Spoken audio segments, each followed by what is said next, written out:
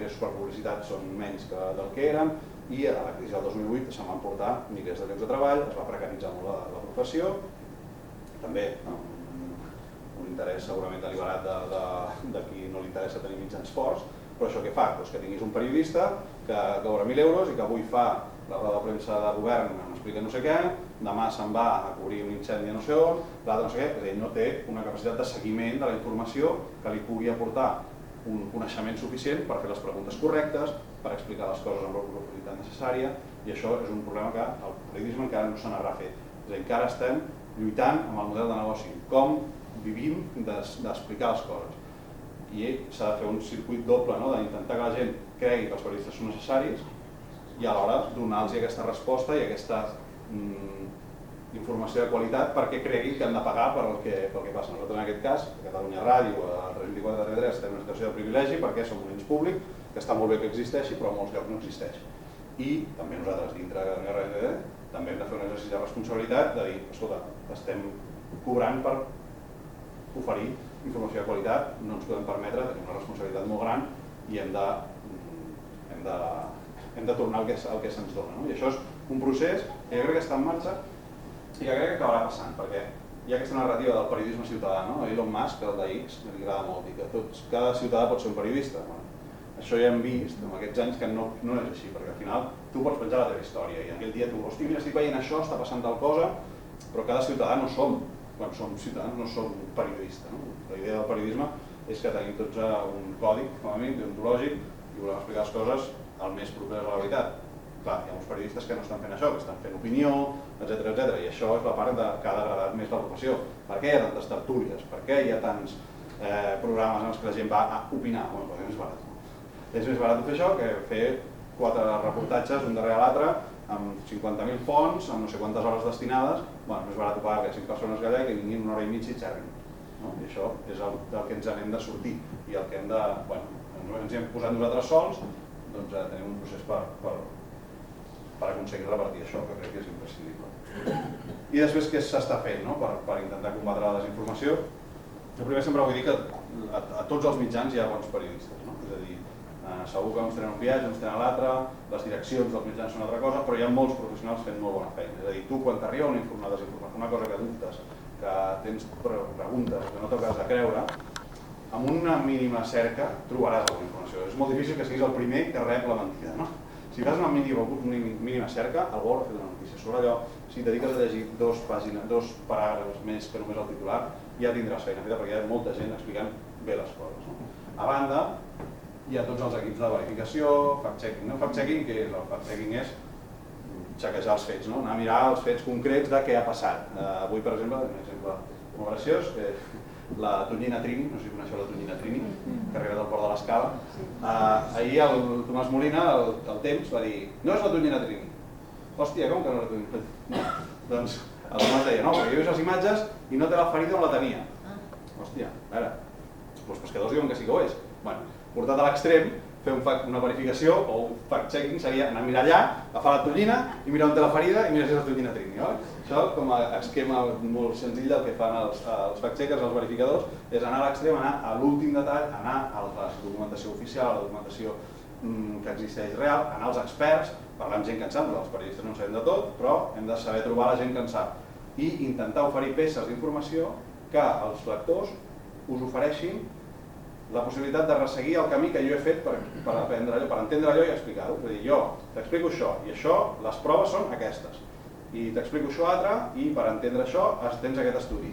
I aquesta afirmació la fa aquest expert d'aquesta universitat i tot en fonts públiques que tu puguis resseguir i que tu puguis reproduir si és que ho vols entendre. També és, no sé si algú de l'àmbit científic, és una mica que es toca una mica, o acadèmic més aviat, la verificació es toca molt amb el tema, amb l'àmbit acadèmic, que els acadèmics, quan tu llegeixes un estudi de no sé quin tema, evidentment si és ciència hi ha molt més, però també ciències socials també passa, tothom referencia les fonts, tothom diu d'on ha tret la informació, si és una estadística, diu aquesta estadística no me la invento jo, l'ha estudiat aquest senyor que està amb aquest mètode, doncs té una mica d'això, perquè tots puguem resseguir el camí que fa que allò, la veritat és un concepte filosòfic, però que sigui veraç, que estigui apuntalat. I això és una cosa que es fa des del periodisme i que la ciutadania no fa perquè té altra feina.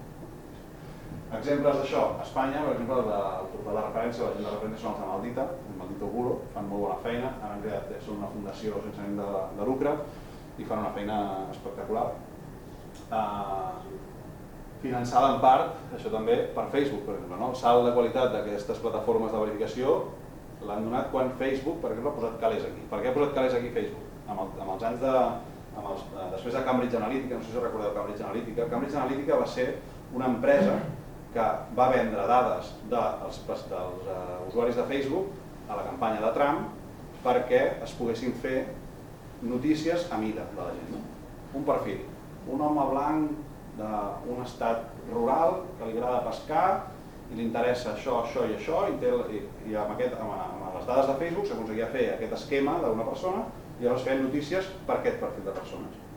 Clar, tu quan vas directament a una... és el que dèiem al principi, si jo busco una cosa que sé que t'apela, que sé que t'interessa, que et toca per una banda perquè hi ha informació que ja sé que t'interessarà i pel mig te foto la informació que a mi m'interessa, que me la puc inventar o pot ser una dada esbiaixada, doncs això va ser una arma molt important que es considera que va ser molt rellevant a l'elecció de Trump el 2016. Clar, això va ser amb dades de Facebook va quedar molt malament i va dir, hòstia, anem a rentar-nos la cara i va dir, nosaltres no podem verificar tot el que es penja a les nostres xarxes, per tant pagarem a verificadors del món externs, independents, perquè ho facin. Això està bé, bueno, són diners. La pasta, que vingui d'on sigui, i si és pasta ja ho farem. El dubte i el problema vindrà el dia que haguem de fer una verificació sobre Facebook, si aquell dia ens truca Mark Zuckerberg i diu, escolta, això no ho facis, bueno, llavors tindrem un problema. Però aquest problema els periodistes l'han tingut sempre, t'ha posat notícies o anuncis la caixa, m'ho invento, doncs em va bé que em posi un anunci a la caixa. I que la caixa no em deixi dir no sé què, doncs ja tindré un problema i decidiré si em barallo o no em barallo. Això, com a mínim, són diners que venien. Ara, què pot passar?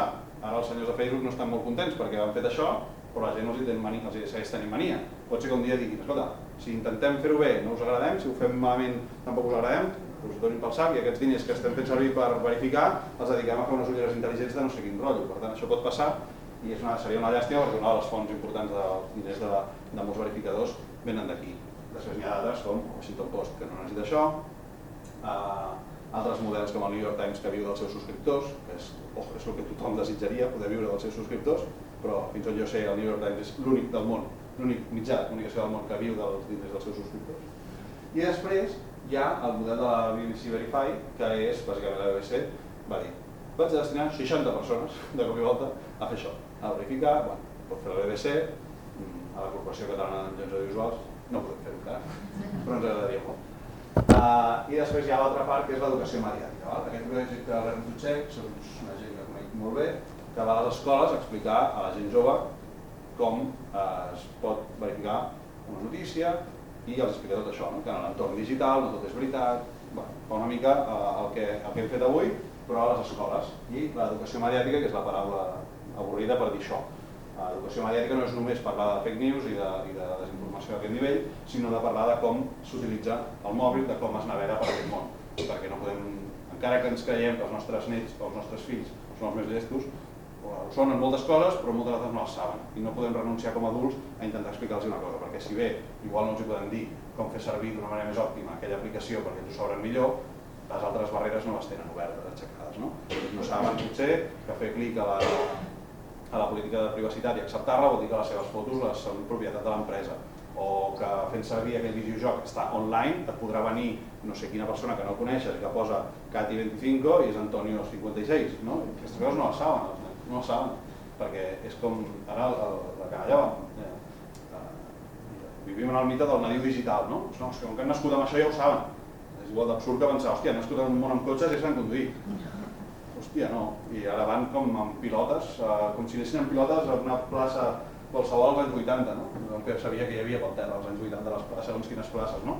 Doncs no podem renunciar a educar-los i ara hi ha aquest moviment, no sé si esteu al cas, de pares i mares que volen que almenys ens hi mirem una mica a l'hora de donar un mòbil a la canalla. Doncs això té molt a veure amb l'educació mediàtica i toca molt també amb la feina periodística que intentem fer i que això, tenen molts punts de contacte. I després sempre vull acabar dient-vos que els governs no. Els governs no són una gent que pugui dedicar-se a verificar notícies i a dir que és veritat i que no és veritat. Per què? Perquè un govern està fet per polítics que tenen uns interessos determinats. Què passa amb els governs? Els governs s'hi han ficat perquè, això que us deia, no? Què passa?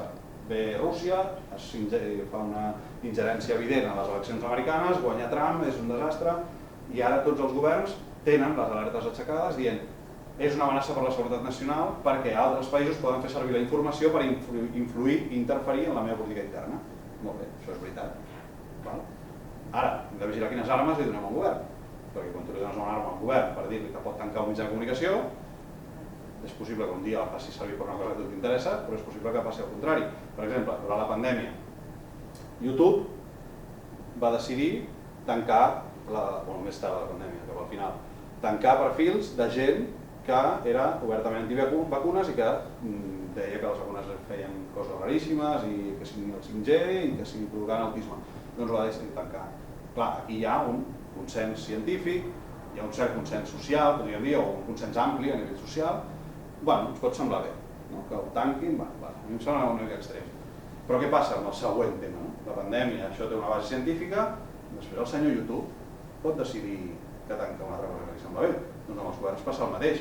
Comença la guerra de Rússia-Ucraïna, ve la Unió Europea que no es posa d'acord en res, ni amb tres, mai de la vida, i el primer que fan és tancar dos mitjans russos, que són Russia Today i Sputnik. Bueno, eren mitjans que paga el Kremlin. Som una societat prou madura com perquè tu potser el pots posar. Hi ha mil maneres tecnològicament per fer-ho. Si tu entres a la pàgina web hi ha maneres d'etiquetar allò i dir-te alerta que aquesta informació ve d'una pàgina pagada pel Kremlin. Per tant, serà informació propaganda, el que dèiem abans. Però ho han decidit tancar. Hòstia, qui és el senyor Josep Borrell, que a més és el senyor Josep Borrell, per dir que això ho tanquen i que jo no puc llegir aquests mitjans? És aquesta censura. En aquest cas, també pot ser que hi hagi un consens molt ampli en què la propaganda russa és nociva i pot fer mal, etc. Però, quin és el següent pas?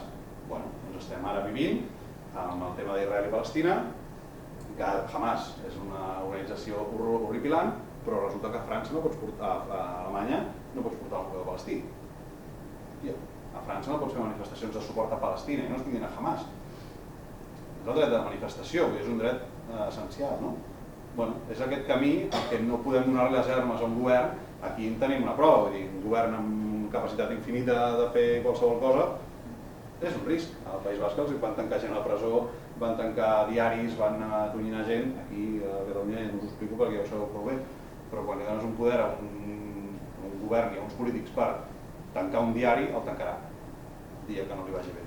Per tant, els governs són una mala eina per aquí donar-los la clau de la desinformació. Poden ajudar, però que no toquin massa el tema. Aquí sempre vull fer un petit apunt optimista, que sempre els Estats Units sempre ens han estat molt la referència i en aquest cas, en aquesta situació, Europa anem una mica per davant. Per què? Als Estats Units la llibertat d'expressió és un dret absolutament que està per sobre de tot. Si no hi ha una certa incitació a la violència, tu pots dir absolutament tot. Que això està molt bé, pots cremar la bandera i ningú et dirà res, molt bé, superbé, però clar, què els està passant? Clar, estem arribant a uns punts i a unes escalades molt grans. I això, per exemple, si agafen les plataformes digitals, Facebook, Twitter, no sé què, i et diuen, no, jo no soc el control, jo no controlo els continguts que la gent penja, no soc el responsable dels continguts que la gent penja a la meva plataforma, jo dono la plataforma tecnològica. La gent fa el que vulgui perquè té llibertat d'expressió.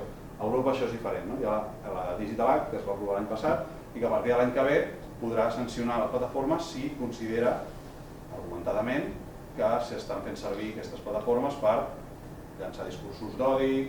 S'haurà d'anar filant prim, no serà una norma general, però com a mínim podrà sancionar d'alguna manera si s'està fent servir aquesta plataforma per una cosa determinada. Amb la guerra d'Israel i Hamas és absolutament aberrant la quantitat de desinformació i de merda que s'està permetent que es pengi. Com sabeu, quan Elon Musk va arribar a Twitter va fer fora 7.000 persones i la gent que estava fent de controladora dels continguts que s'hi menjaven ha desaparegut. Doncs ara el que s'hi pot veure és horripilant i ja pràcticament no serveix per res més que per enfadar-se amb un. Per tant, a Europa anem una miqueta per davant en aquest cas.